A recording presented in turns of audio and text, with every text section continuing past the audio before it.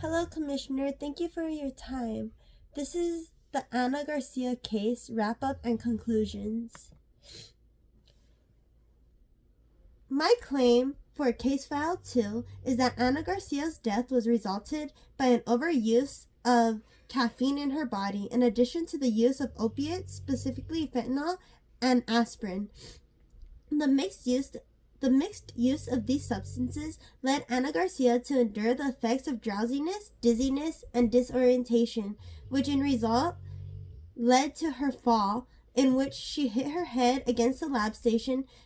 Once she hit her head against the lab station, Ana Garcia faced traumatic brain injury, which led to an instant death due to damage of her brain tissue and bleeding of the vessels in her brain tissue. The evidence to support this claim are the decedent's brain tissue analysis, also known as histology, which proved that she had traumatic brain injury, the toxicology report, the blood spatter pattern, which was force and direction, proving that she in fact hit her head,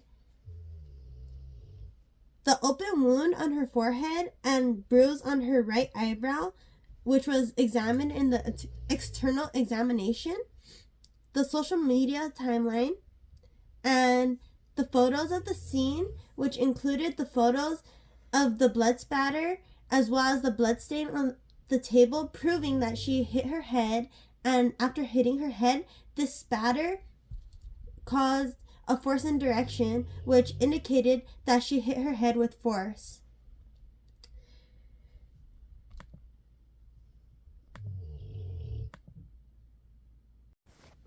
The mechanism of the decedent's death was blunt force trauma as a result of the intake of a large amount of caffeine and other substances.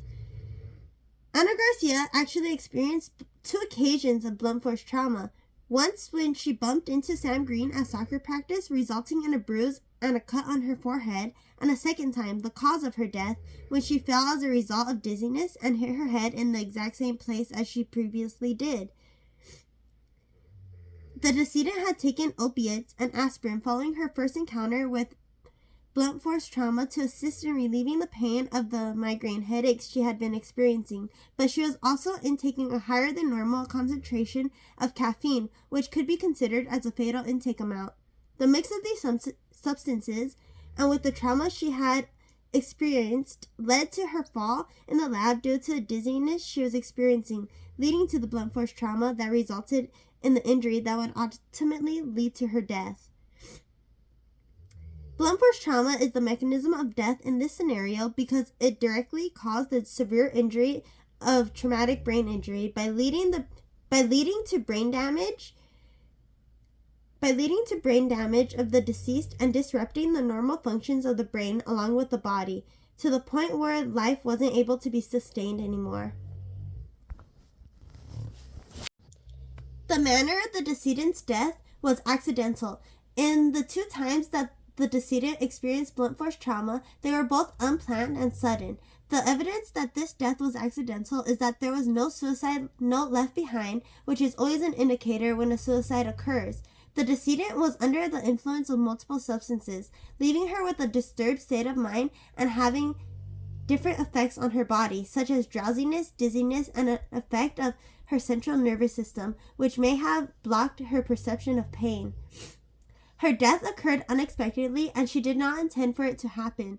Ana Garcia was not aware that in her first experience with blunt force trauma, mild TBI occurred, leading her to believe that she was just experiencing migraine headaches and did not seek immediate medical attention. Ana Garcia did not suffer from a homicide, as there was no evidence at the scene that directly pointed to a suspect being present at the scene at the time of Ana Garcia's death.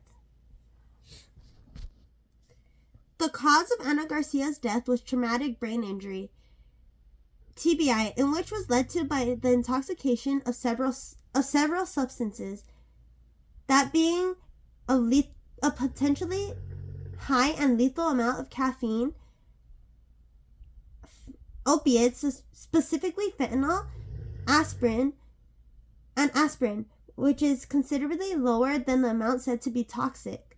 These substances, specifically the caffeine, caused the decedent to suddenly become incredibly dizzy, drowsy, and feel very uncoordinated, which resulted in her fall, in which she hit her head on the lab table to cause the TBI. A sample of the decedent's brain tissue, which was examined under a microscope, revealed multiple indications of irregularity, including blood vessels which appeared to be bleeding, as seen by the irregular white-shaped Y incision in the sample with fading pink lines, which were the blood beginning to spread throughout the brain. The bleeding blood vessels led to an immediate death of the decedent, as the brain was swollen and bruised in the frontal lobes, stopping the brain from functioning as it should. Ana Garcia had suffered from traumatic brain injury at an earlier occasion at soccer practice when she bumped into Sam Green, but this case resulted in a more mild type of TBI, which did not cause death but did make the decedent have migraine headaches. The traumatic brain injury caused immediate brain and nerve damage, which ultimately killed Ana Garcia. We have come to the conclusion that there were no suspects involved in the death of Ana Garcia. Although Eric Piedmont's fingerprint was found on a note at the crime scene, there is no identification of what time that note was written, therefore it cannot link him directly to the crime scene.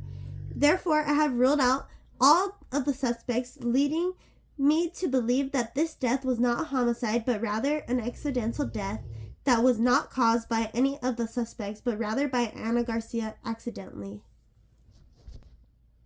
Due to the 2 times that Ana Garcia suffered from blunt force trauma, she suffered from severe brain damage along with brain and nerve damage.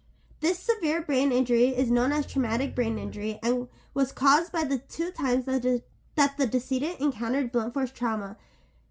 The decedent's use of caffeine, opiates, and aspirin after her first encounter with blunt force trauma, wherein she bumped into Sam Green at soccer practice, were the leading factors to Ana Garcia's death, as these substances were the reason why the decedent became dizzy, drowsy, and uncoordinated.